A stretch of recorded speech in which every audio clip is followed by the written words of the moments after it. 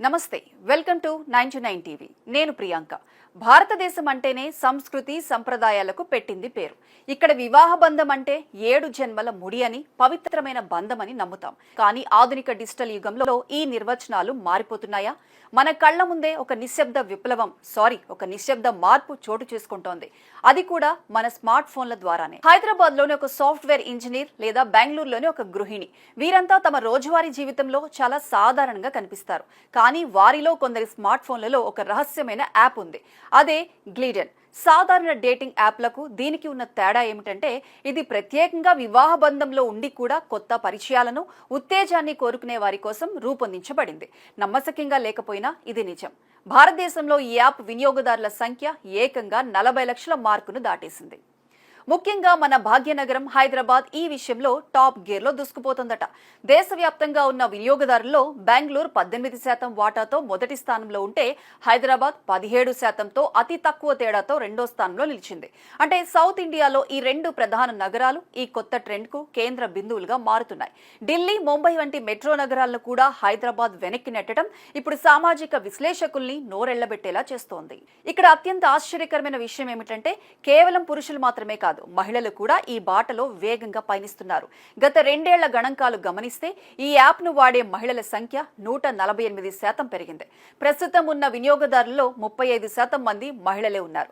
ఒకప్పుడు వివాహేతర సంబంధం అంటే అది పురుషులకే పరిమితం అనే ఒక తప్పుడు భావన ఉండేది.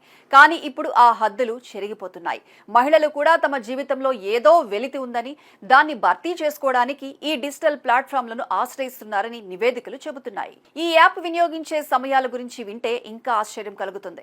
భారతీయులు సగటున రోజుకు 1 గంట నుంచి గంటన్నర సమయాన్ని ఈ సీక్రెట్ చాటింగ్ కోసం కేటాయిస్తున్నారు. ముఖ్యంగా మధ్యాహ్నం 12 గంటల నుంచి 3 గంటల మధ్యలో యాక్టివిటీ ఎక్కువగా ఉంటుంది. అంటే ఆఫీసు పనుల మధ్యలో లేదా ఇంట్లో భోజనం ముగించి విశ్రాంతి తీసుకునే సమయంలో ఈ పరిచయాలు పుట్టుకొస్తున్నాయి.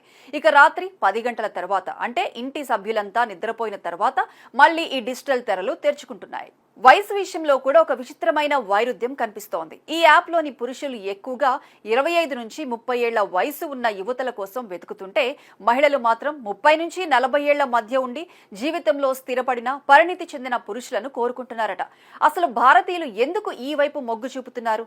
దీనిపై గ్లిడెన్ ప్రతినిధి సైబిల్ షిడెల్ తనదైన స్టైల్లో సమాధానం చెప్పారు. భారతీయులు ఇప్పుడు తమ వ్యక్తిగత ఆనందానికి, స్వేచ్ఛకు ఎక్కువ ప్రాముఖ్యత ఇస్తున్నారని, తమకు నచ్చిన విధంగా జీవించాలనే కోరిక వారిని ఇలాంటి ప్రయోగాల వైపు నడిపిస్తోందని అభిప్రాయపడ్డారు. ఒకప్పుడు ఇలాంటి విషయాలు రహస్యంగా ఉండేవి. కానీ ఇప్పుడు సాంకేతికత దానికి ఒక సురక్షితమైన దారిని చూపించింది. కేవలం మెట్రో నగరాలకే ఇది పరిమితం కాలేదు. లక్నో, చండీగఢ్, పాట్నా వంటి నగరాల్లో కూడా ఈ మార్పు కనిపిస్తోంది. సాంప్రదాయ కుటుంబ వ్యవస్థలో పెరుగుతున్న అసంతృప్తి, కమ్యూనికేషన్ గ్యాప్, పని ఒత్తిడి లేదా కేవలం ఒక కొత్త అనుభూతిని పొందాలనే తపన కారణం ఏదైనా కావచ్చు. కానీ ఫలితం మాత్రం వివాహ బంధాల పునాదులను కదిలిస్తోంది. దీన్ని వ్యక్తిగత స్వేచ్ఛగా చూడాలా, లేక నైతిక విలువల పతనంగా భావించాలా అనేది సమాజం ముందున్న పెద్ద ప్రశ్న. ఒకవైపు డిజిటల్ విప్లవం వల్ల ప్రపంచం దగ్గరవుతుంటే, మరోవైపు అదే డిజిటల్ ప్రపంచం పక్కనే ఉన్న మనుషుల మధ్య గోడలు నిర్మిస్తోందా అనే సందేహం కలగక మానదు. 40 లక్షల మంది భారతీయులు ఒక రహస్య యాప్ లో సభ్యులుగా ఉన్నారంటే అది కేవలం ఒక సంఖ్య కాదు. మనం మారుతున్న సామాజిక మనస్తత్వానికి అది ఒక అద్దం. చివరిగా ఒక మాట, ఫోన్లలో యాప్లు అప్డేట్ అవుతున్నాయి, టెక్నాలజీ మారుతోంది. కానీ మనుషుల మధ్య ఉండాల్సిన నమ్మకం, ప్రేమానురాగాల పరిస్థితి ఏంటి?